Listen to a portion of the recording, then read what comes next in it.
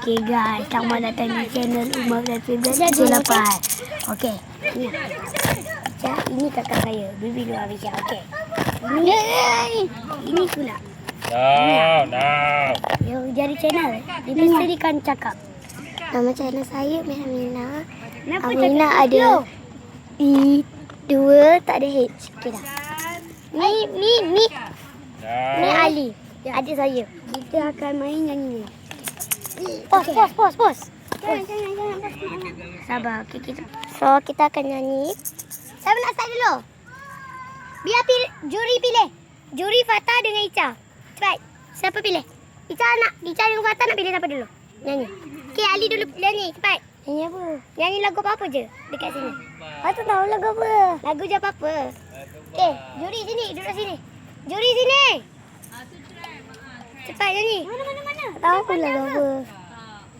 Cepat nyanyi. Tak tahu lagu apa. Okay, medal lah.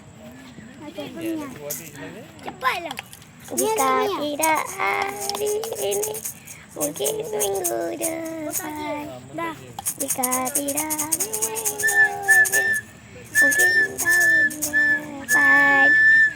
Jika tidak minggu ini, mungkin salah. Tahun depan.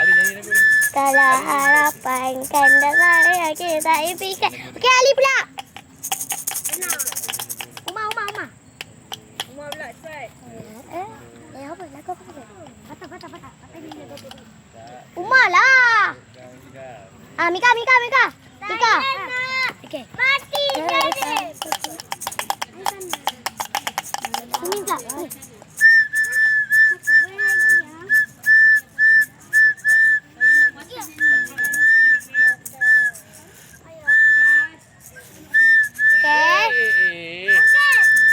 Sekarang kita perkenalkan juri. So, ini juri kita. Belum lagi lah. Ini juri. Nampak muka tak? Nampak. Okey.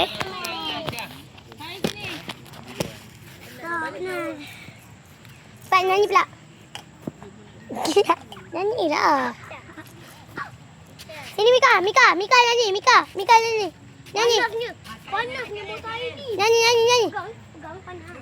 Bapak panas. Kalau korang suka lagunya, korang komen di bawah. Lagu Papa Zola. Woi, mantap kali. Kakak atas. Kakak. Nah. Nyanyi. Nyanyi.